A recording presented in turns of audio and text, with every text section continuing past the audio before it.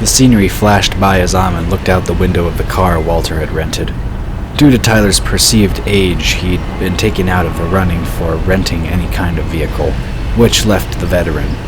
But at least it meant they wouldn't have to walk around as much anymore. After further reflection, they decided reaching the nearest city was their best option, even if taking the express was not. Renting a vehicle was their best bet on getting to where they needed to go. Yes, the express was fast, but they'd still have needed to get to the cities with stations, and eventually rent a car. It was for the best that they'd opted to skip the middleman, so to speak. It was a bit weird to not be hiking through who knew what country to get to their destination, though. Wide open spaces intersect the small towns. The Fallos Plains area housed more rural cities than any other part of the country. A lot of farming took place in that area.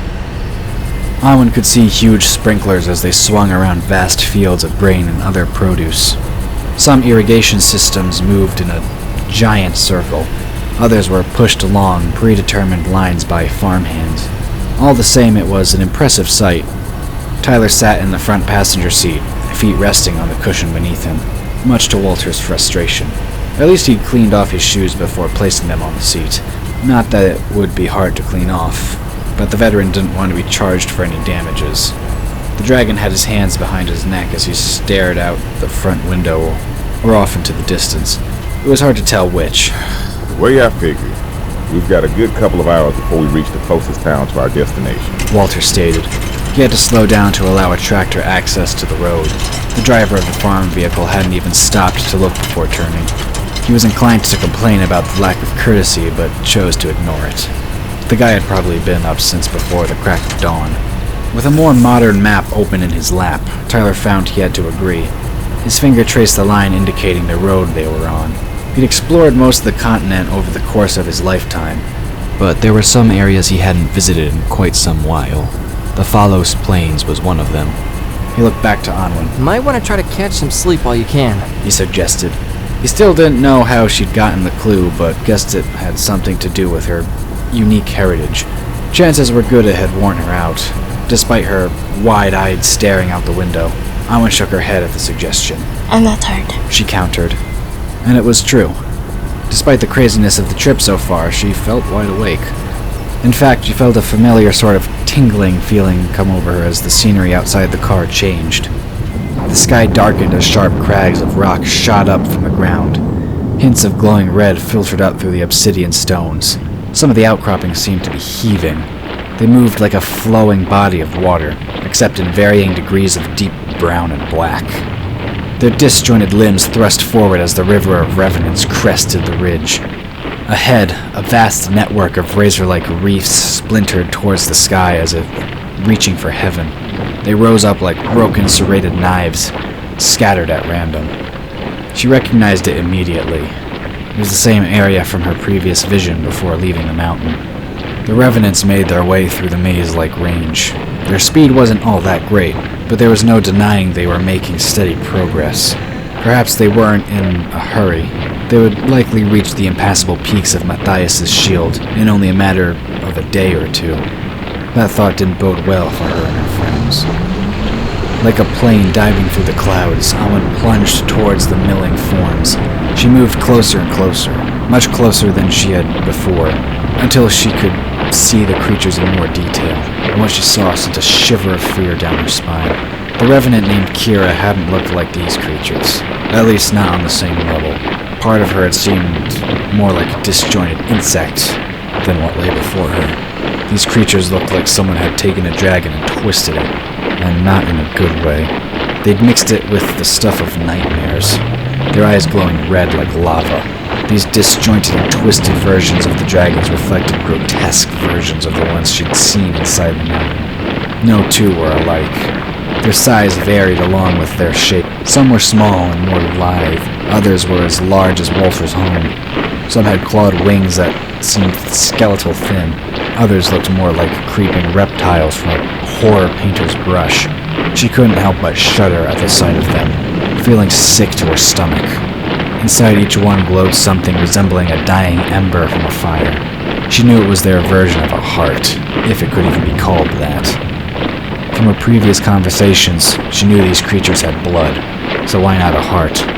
The blood seemed to pump through them like little rivers of lava. It glowed exactly like the thing in their chests that pushed the liquid through their bodies, just not as bright. Even with the visible evidence of potential weaknesses, she couldn't help but feel their task was impossible. Like the stone around them, these creatures seemed made from obsidian. Fragmented memories suggested Kern and Callum had torn apart the creature responsible for her mother's death. She guessed they then tossed the pieces aside like boulders. Were all revenants like that? Were they all as resilient with the same defenses? Some seemed to have claws as long as daggers or swords. She had no idea how they could defeat them.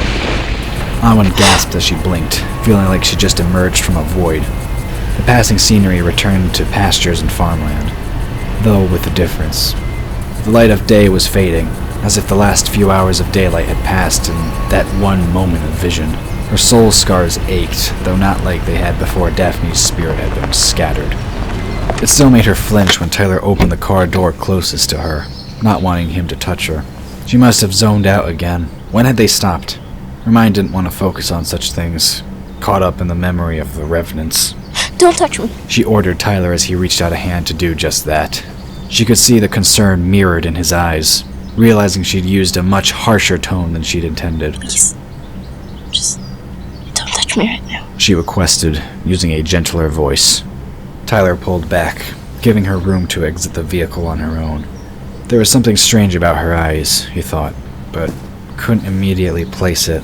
They weren't quite their usual color, with hints of silver lacing through them. He'd never seen that happen before. Feeling as though her body was made of badly fitted boulders, Anwen left the confines of the car. Everything hurt, though on a deeper level than general aches and pains. It almost felt as though her soul had been bruised, though she couldn't say how. There was still a part in there that felt raw. She didn't want to touch it yet. Walter's rented us a room for the night, Tyler informed her as he backed up even more. There was an odd sort of energy coming from her, and he couldn't help but flinch as his bones seemed to quake. It reminded him of lying on the lake shore as he writhed in agony. It was then that Callum had reminded him of the taboo nature of what he'd done. Was this what she was feeling? It wasn't always easy to tell. The connection seemed less reliable than he'd thought it would be. But perhaps with ongoing time it would grow stronger. Anwen nodded at his words, following him inside. She felt as though a year's worth of grime caked her skin, making it raw with every move she made. Her body felt old, older than it should. Tyler lugged both his and her packs into the double hotel room. It was more like two rooms joined with a door between, which meant privacy for at least Anwen. She couldn't help but appreciate the gesture, though part of her was too tired to care. I need a bath. She said as Tyler placed her pack on the bed.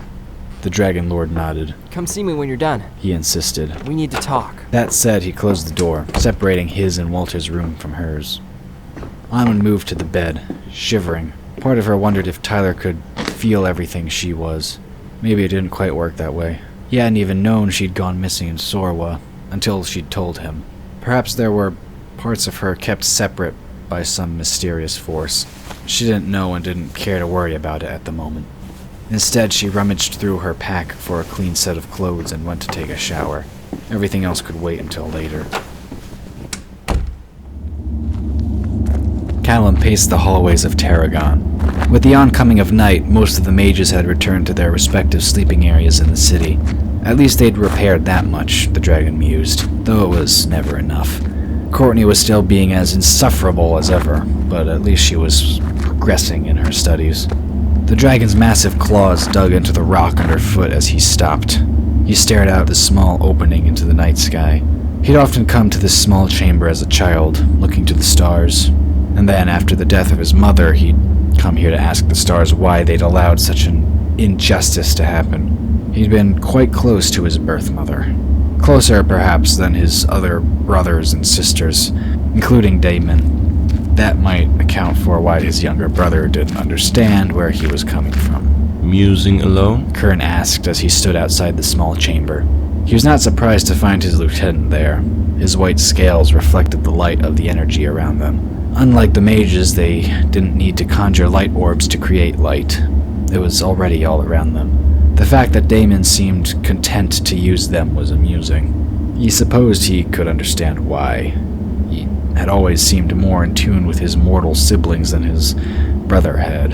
Instead of turning, Callum arched his neck around to look at the Nurrim out of the corner of his eye. I like being alone, He reminded. More often than not, he spent what time he could that way. Since most of the dragons didn't quite share his ideas on mortality, it was easier that way. Despite this, there was enough available when he felt like having company. Kern shook his head, his many-faceted eyes closing momentarily as he did so. Of all my children, why must you choose to be the most difficult? He knew from long experience that Callum would recoil from any affection he showed. As such, he refrained. The silver-green dragon turned this time, his scales scraping against the walls. Of all my siblings, why am I the only one who sees the mortals for what they are? He replied in kind. Their hearts are set on riches, material gains, power, and the like. You have seen it yourself time and time again. You cannot deny it. White scales shimmered as Kern settled on his haunches. I know your mother stabbed at you hard, He reasoned. but that does not mean you should look to blame the mortal. He was attacked by the revenants.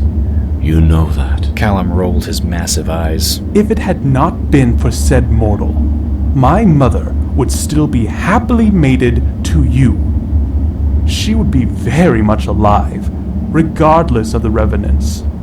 I do not blame her for falling for him. He had many desirable qualities, but if he had done what was best for the rest of us, he would have denied himself and her. Kern sighed, his breast rising and falling with the motion. My son, He said, his head hanging somewhat. why have you never looked into the heart of the matter? Love is so much more than a passing whim. I loved your mother, but I also recognized the love she shared for that man. If you wish to blame someone, blame me, for I am the one who released her into his arms. I tried hating you, Callum admitted. but it is not an emotion I understand all that well. It is a mortal weakness. Once I realized that, I could not partake of it. His tail whipped against the stone, causing small rocks to fall from the wall. The Nurrim couldn't help but shake his head. No, He disagreed. instead you chose to harbor resentment, which is almost as bad. It clouds your judgment. I assigned you to work with Courtney for a reason. I had hoped the pairing would sway you to a more positive outlook. Inclined to sulk, Callum pulled his tail around his body as if to make himself appear smaller. Courtney is nothing but a pawn. She can just as easily be replaced as anyone else on the board. There you are wrong. Kern contradicted. Courtney's not a pawn. A knight or a bishop, perhaps, but not a pawn. Nor is Anwen a pawn. I choose to see her as the king on the board, with Damon as a queen. Callum scoffed. The weakest piece on the board. It suits her. She seems incapable of keeping herself out of trouble. As such, she seems to constantly rely on Damon and the others for her safety. Kern had to admit Callum made a valid point, but he was seeing things through the wrong perspective. It is true the king on a chessboard is limited in what he or she can do. They are only allowed to move one step at a time, and the others rally around her to protect her from all incoming attacks. But the king has something the other pieces do not. It is her unassuming nature that allows her to do what needs to be done. The king never actually dies on the board, and yet you are forgetting something of more importance. The silver dragon couldn't help but raise his head in curiosity at his leader's tone. Forgetting something. By your own admission, she is a weak piece. What could I possibly be forgetting that would make her such a powerful being? Kern smiled, his teeth showing in a non-menacing way. You are forgetting that there's more to this than a simple game of chess. There are many more layers that even I cannot see. While I may be called the Grand Master, I am not the one who will pull the final strings. And Anwen is not only a king. Once she realizes her true potential, she will become a force to be reckoned with. Let us hope then that she realizes that potential before the Revenants strike. Callum retorted. Because if she does not, by your own estimation, it will all be for naught. He moved past the Nurrim, striding back down the corridor before pausing to look back. I hope for your sake that you know what you're doing, Father. For if you do not, it will spell the end of our kind and this world as we know it. With that, he continued down the hall, away from the older dragon. Kern did not follow.